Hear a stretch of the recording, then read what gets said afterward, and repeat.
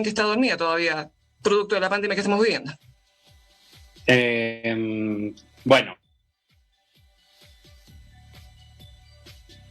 en realidad es un libro que es un arco sobre la transición. Es el relato de un proceso que no es exactamente, no está enfocado en el proceso del estallido que había empezado en octubre, sino en el proceso de la transición que comienza en el comienzo de la democracia y cómo esa democracia o ese proceso termina en estallido. Entonces, usé material que yo tenía ya trabajado desde hace años y no me resultó tan difícil armar un relato en torno a eso, porque era un tema sobre el que yo había escrito, sobre el que yo había reflexionado, sobre el que había visto distintas señales. Entonces, más bien la explicación de cómo llegamos al estallido. Dentro de esos 30 años que tú también mencionas este libro de democracia que hemos tenido, ¿cuál crees que fueron los aciertos, los avances, los estancamientos que tuvimos como sociedad, pero también lo que tuvo la clase política que hacer al respecto? Yo creo que es bien claro, son bien claros los procesos. Primero, un proceso como de alejarse de la dictadura, de tomar distancia en los primeros años, de un alivio para una generación completa que había vivido en dictadura, de poder comenzar a transitar hacia una democracia con todas las ataduras que significaba eso en ese minuto, pero que pese a esas ataduras significaba un alivio de una situación sostenida durante 17 años, de una convivencia muy precaria, muy tensada. Eso yo creo que eso marca los primeros años de los 90. Eso y el discurso de un progreso económico, que aunque fuera vicario para la gran mayoría, significaba un horizonte común, digamos. Era un relato constante de que había un crecimiento económico que iba a asegurar una prosperidad. Hubo una prosperidad material súper concreta para un gran sector de la población. Pensemos que el año 88, o sea, cuando comienza el proceso que culmina en marzo del 90, Chile tenía unas tasas de pobreza elevadísimas, pobreza y cesantía, por lo tanto, el estándar en el que se medía el progreso material era muy bajo. Y ese progreso material. Entonces, eso marca la primera parte de los 90. Y después empieza lentamente un proceso de desencanto con la política, que se verifica claramente con la adhesión a los procesos de elecciones. O sea, cada vez empieza a haber menos gente que va a votar, cada vez se interesa menos gente por concurrir a las urnas y interesarse por el debate político. Eso un sector de la élite lo ve como una señal de normalidad, pero esto empieza a agudizarse durante las últimas 2 décadas a niveles alarmantes. Y eso también, eso es una marca de lo que estaba ocurriendo y que una élite no quería mirar.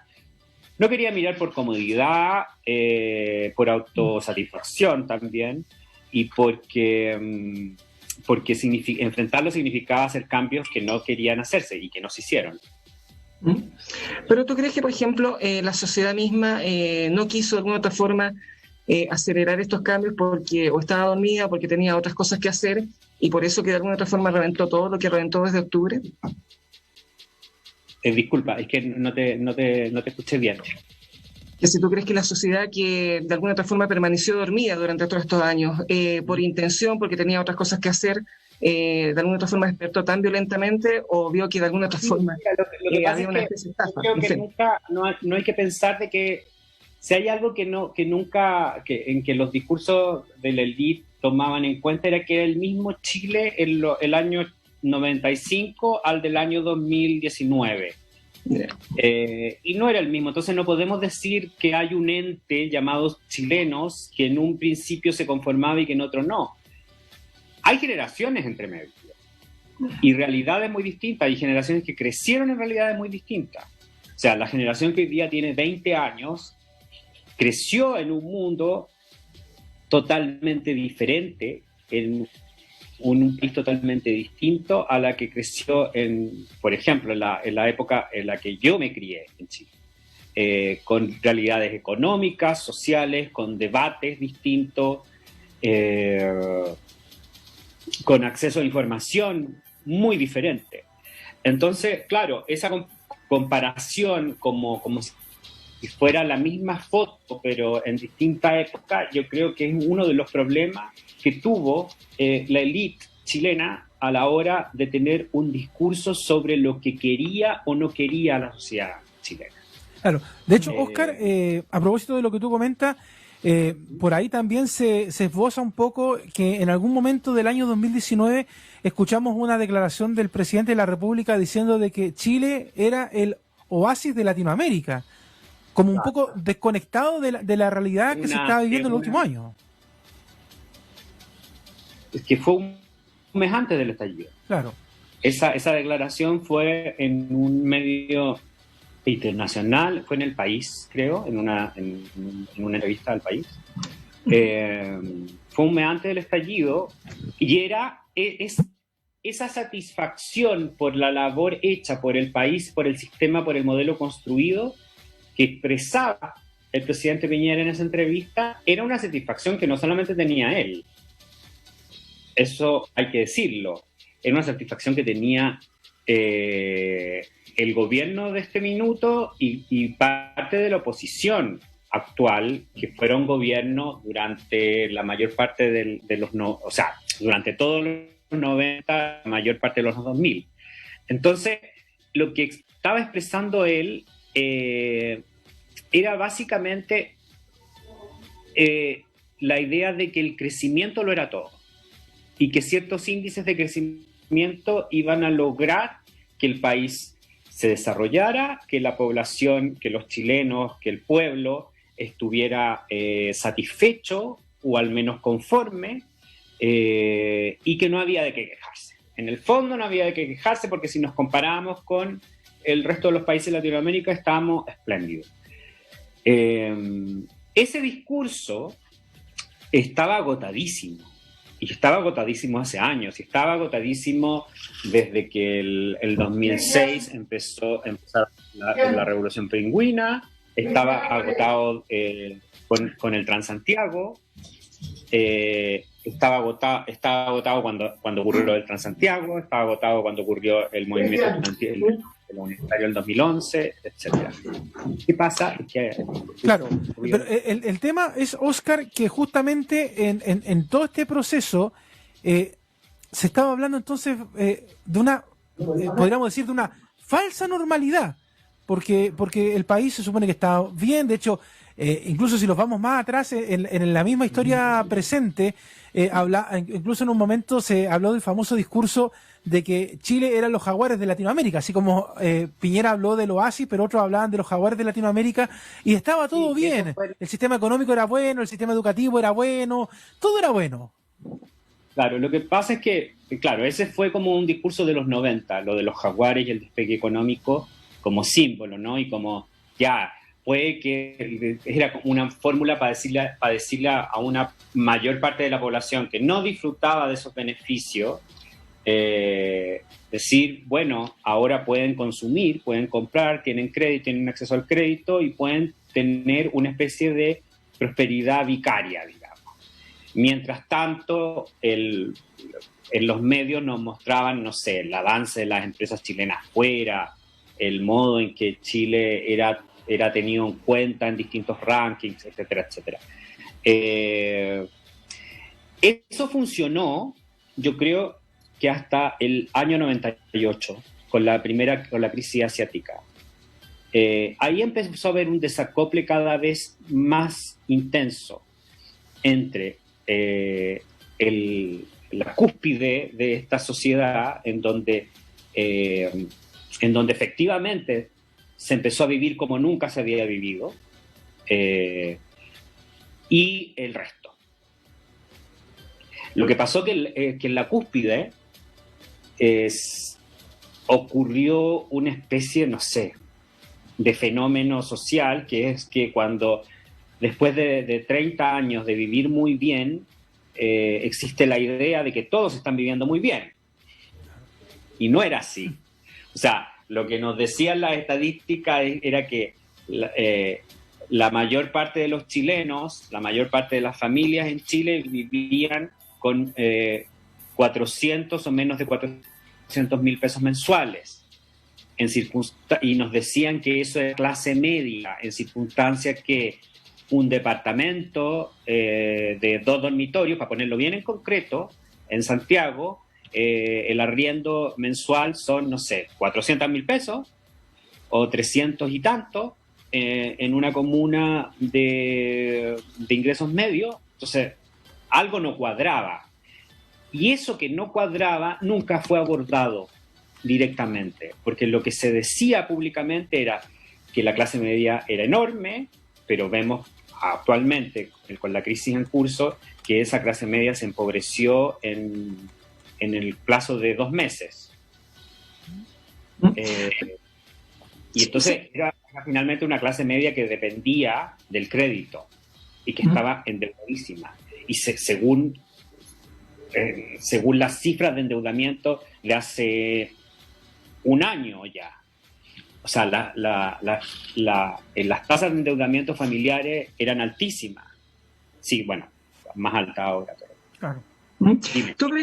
Sí, disculpa, Oscar, pero ¿tú crees que definitivamente los sectores vulnerables de la población pudieron subirse al carro del progreso? O si no, ¿a qué costo, por lo menos?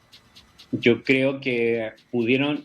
yo creo que hay que mirarlo como en etapas, si tomamos los 30 años. Yo creo que en un momento, en los primeros, en los 90, hubo un mejoramiento material enorme para un amplio sector de la población, básicamente porque el estándar que había dejado la dictadura, las condiciones de vida que había dejado la dictadura eran súper duras.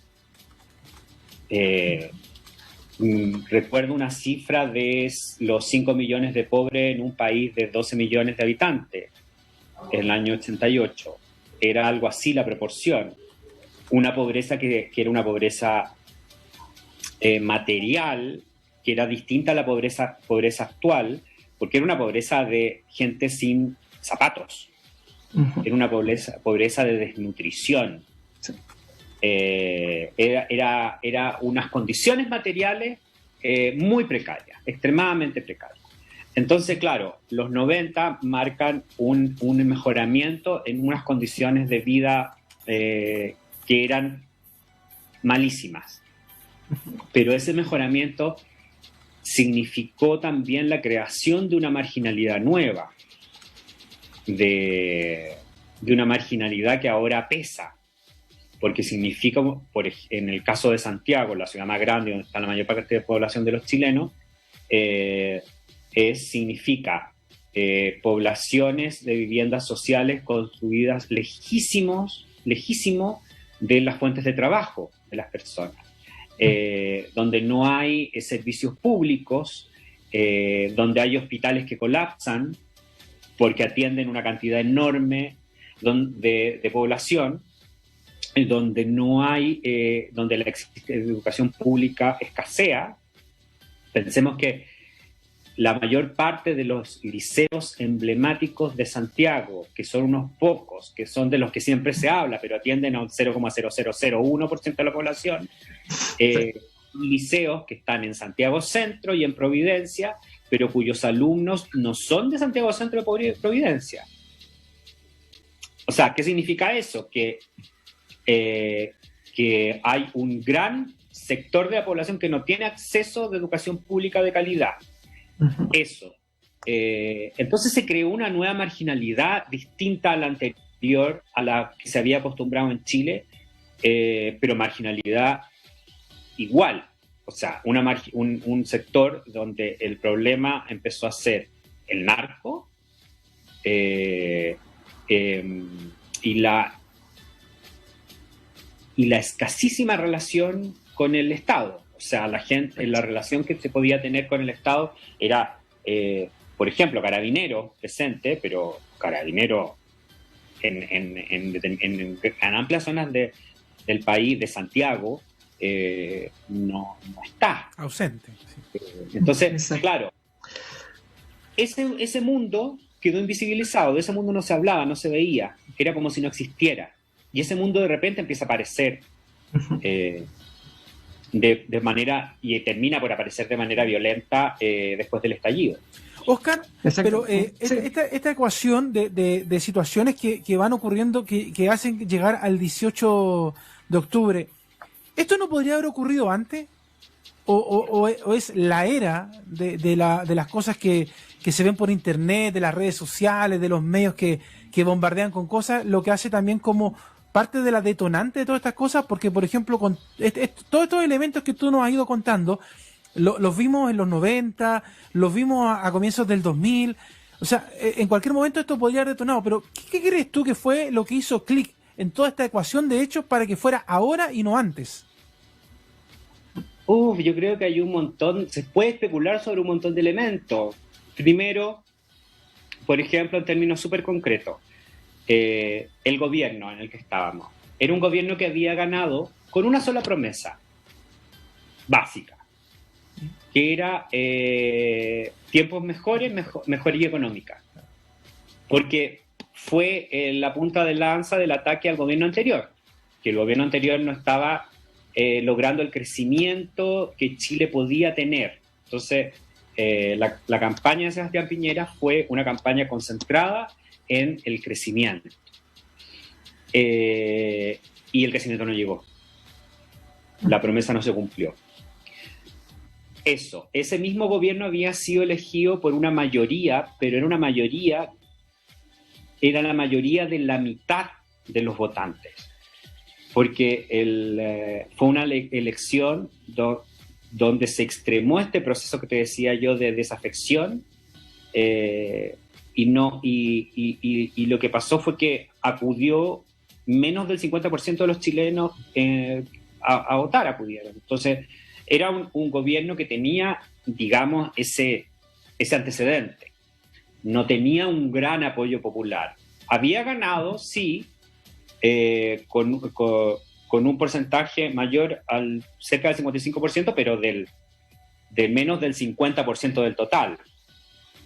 O sea, en realidad con un 20 y tantos % del universo electoral. Eso. Exacto. Y otro elemento, yo creo que el enfrentarse a discursos oficiales que tenían muy poco que ver con la realidad. Entonces, escuchar una semana a un ministro decir una barbaridad, escuchar a otro ministro decir otra barbaridad la siguiente, como lo del Madrugen para tener mejor tarifa, como lo de las flores tan baratas, como lo de hago un bingo para mejorar las condiciones de su escuela. Eso definitivamente, digamos que ahí no estaban las redes sociales. Claro. Esos mensajes se enviaban por televisión.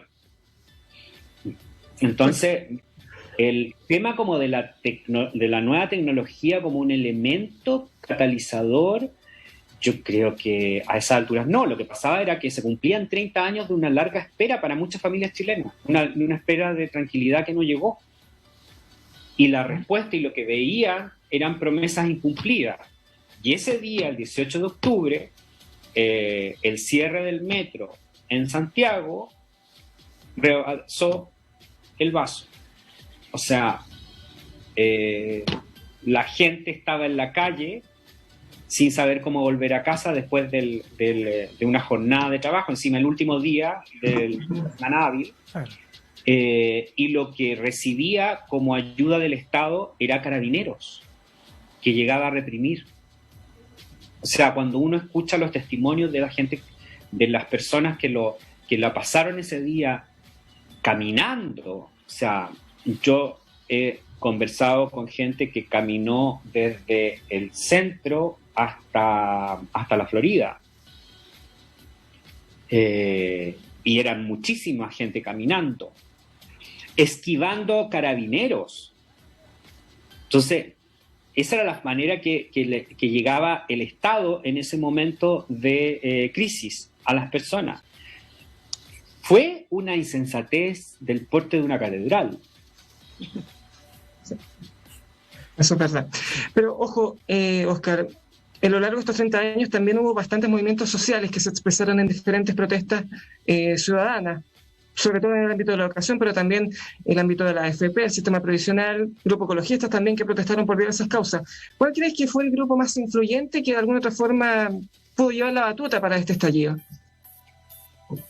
Yo creo que es que el estallido no fue algo planificado, ocurrió por las condiciones.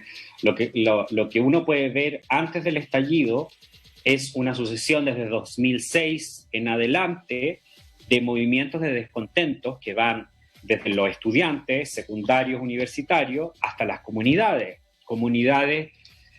Recuerden que empieza el año 2011, antes del movimiento estudiantil, la primera marcha en el centro de Santiago fue por un proyecto energético que era, ¿cómo se llamaba? ¿Irreisen?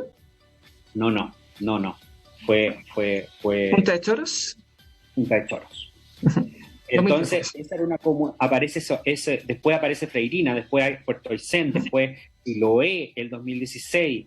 Se va multiplicando algo que podría describirse como lo siguiente: comunidades que no son tomadas en cuenta por el Estado, por las autoridades de gobierno, y que son violentadas en su forma de vida, en su vida cotidiana, son violentadas en su salud incluso.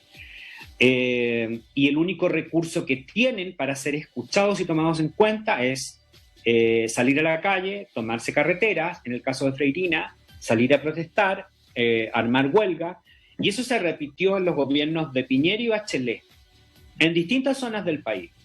Eso era por distintas razones puntuales, pero por una misma razón genérica, que es, miren, a mí me están pasando a llevar.